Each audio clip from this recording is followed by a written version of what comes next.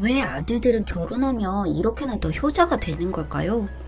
본인 가정 경제 사정도 챙기지 못하고 다 쏟아붓고 나면 어떻게 생활을 하라는 건지.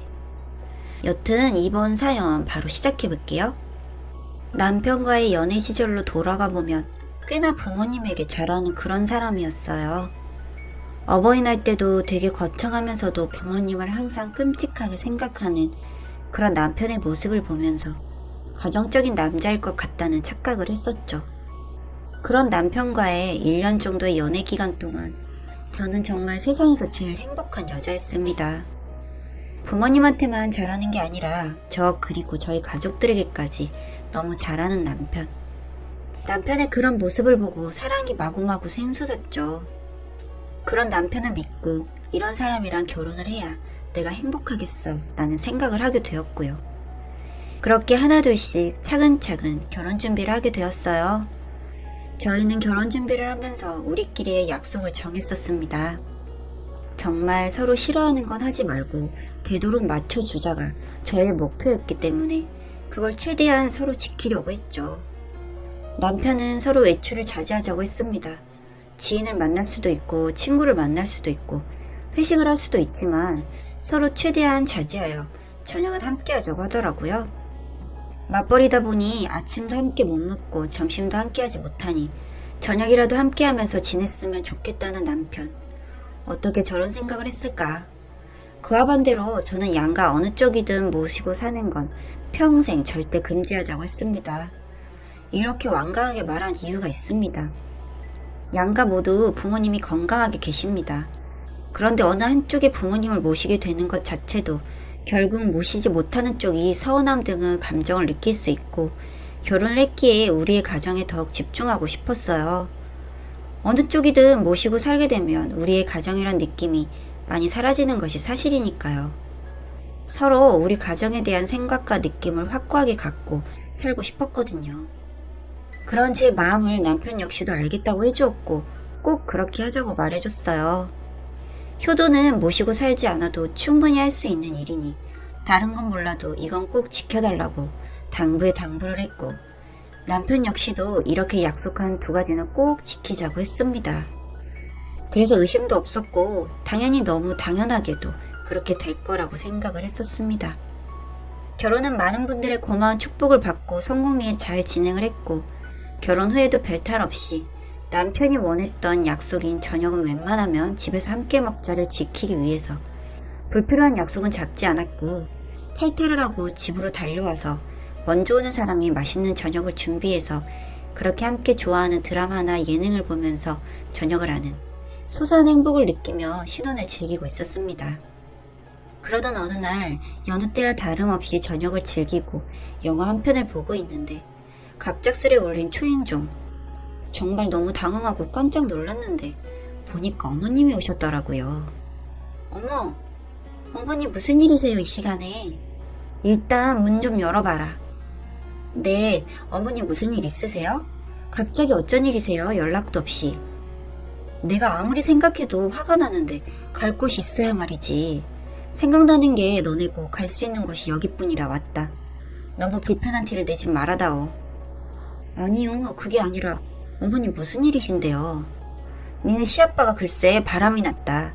세상에 내가 창피해서 어디 말할 수도 없고 속은 끓고 미치겠다. 바람 펴놓고 뻔뻔하고 당당한데 미치겠다. 내가 그냥 어떻게 해야 될지 모르겠다. 그래서 말인데 내가 저 인간이랑 한 집에서 어떻게 살겠냐? 여기서 좀 살까 싶은데. 네? 어머님, 이게 다 갑자기 무슨 말씀이신지 모르겠어요. 엄마, 아빠가 바람 폈더니 그게 무슨 소리야. 그런 일 있으면 나한테 연락을 해서 말을 해줘야지. 너네한테 말하기 내가 다 창피해서 말 못했지. 그리고 어차피 여기 방도 남지 않니? 나는 원래 바닥에서 자는 거 좋아하니까 가구를 살 필요도 없다. 이불도 내가 쓰던 거 가져오면 되니까 내가 바람 피는 거 알고 며칠 내내 고민하고 생각을 해봤는데 저렇게 두면 안 되겠더라고. 이혼할 건데 저 집이 저 인간 명의고 내가 뺄 수가 없겠니. 그렇다고 내가 당장 무슨 큰 돈이 있어서 집을 구해 이 나이에 원룸에 살 수도 없는 거잖니. 정말 너무 갑작스레 찾아오셔서는 저렇게 말씀하시는 어머님. 저 역시도 너무 당황을 했죠. 어머님, 일단 오늘은 늦었으니까 자리 마련할게요. 그리고 날 밝으면 다시 상의해요, 어머님. 일단 먼 길 오셨는데 쉬세요. 그렇게 어머님은 방으로 들어가셨고 저희도 방으로 들어와 상의를 했어요. 여보, 미안해. 너무 갑작이라서 나도 놀랐는데 여보도 놀랐지? 당연하지. 오빠한테 연락 한 통도 없으셨어, 정말로?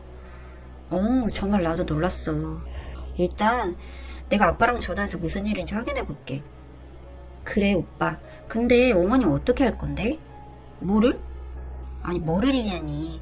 아까 말씀하셨잖아. 여기서 지내시겠다고. 당분간이라고 하셨잖아. 오빠, 나 이런 문제 진짜 싫다고 애초에 말했어. 그리고 오빠랑 지금 이 문제로 다투기도 싫어. 혹시 모르니 지금 확실히 선 그을게. 어머님은 지금 당분간 있겠다고 하시면서 은근 쭉 지내신다는 듯 말씀을 풍기셨어. 그건 오빠도 느꼈을 거고. 모르는 척 하지 마. 그러다 오빠랑 싸울 것 같으니까. 오늘 연락도 없이 갑자기 오셨고, 그래서 오늘은 집으로 돌아가시라고 하는 게 예의가 아닌 것 같아. 하룻밤 함께 할 거야. 그치만 내일부터는 아니야. 난 우리 부모님 집으로 오셔도 시간이 늦어도 집으로 조심히 돌아가시라고 보냈어. 기억나지? 그러니 오빠가 알아서 마무리해줘. 내가 말씀드리면 어머님 기분 나쁘실 거야. 그러니까 오빠가 알아서 잘 정리해서 말해. 오빠한테 맡길게. 아니, 아무리 그래도 지금 아빠 바람 펴서 거의 쫓겨나듯이 나오신 것 같은데 어떻게 집으로 돌아가시라고 해. 당신도 참 매정하다, 진짜로. 잘 생각해봐. 내가 과연 우리 부모님이었더라면 같이 살았을지를. 똑바로 생각해. 이런 문제 정말 싫다고. 결혼 전부터 말했어. 나는 분명하게.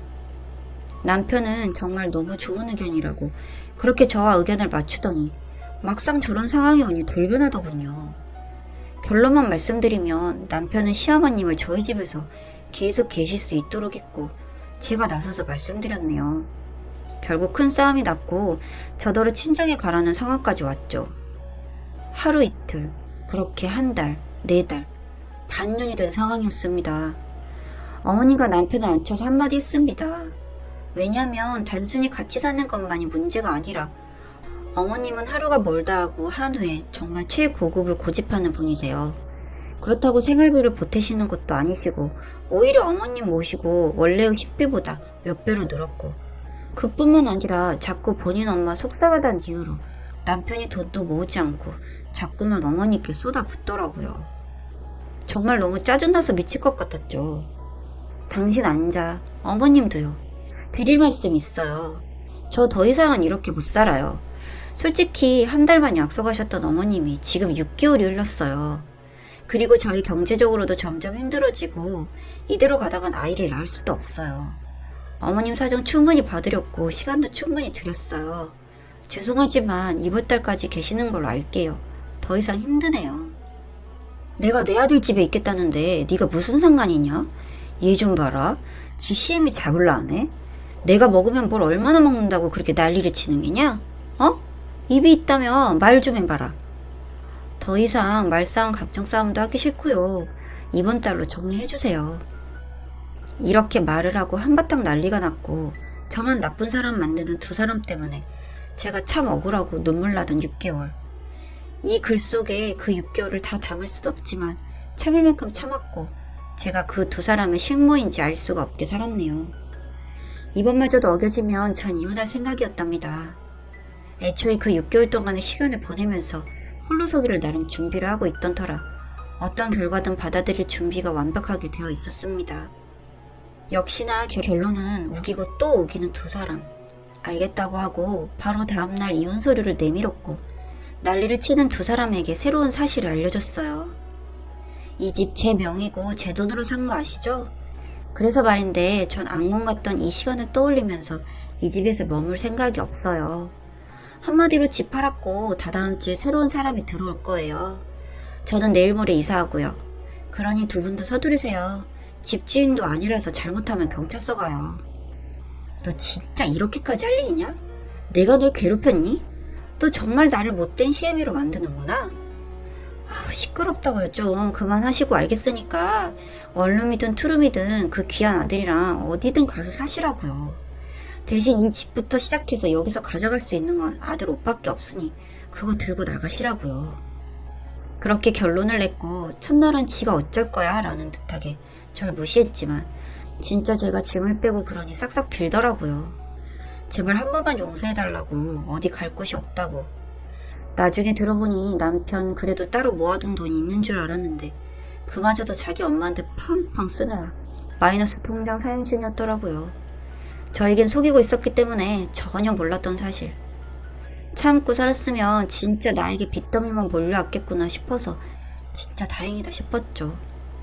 알아서 해. 그동안 내 월급에 빨대 꽂고 쪽쪽 빨면서 네 돈으로 너랑 니네 엄마랑 그렇게 흥청망청 사치 부렸잖아. 벌 받는 거지 뭐. 알아서 해. 라고 멋있게 말하고 전 그 신혼집 매매한 돈에 제 돈을 조금 더 보태서 좋은 집 하나 마련했습니다. 부모님과 함께 살까 고민해봤지만 홀로서기를 한 만큼 혼자서의 시간을 고독하게 조금 즐기고 싶은 마음에 선택하게 되었습니다. 지금의 저는 너무 행복합니다. 짧다면 짧은 시간이었겠지만 그 지옥 같던 6개월, 두 번 다시 떠올리고 싶지도 않은 시간인 만큼 숨막히기 힘들었던 시간이었습니다. 여기까지 제 이야기 들어주셔서 감사합니다.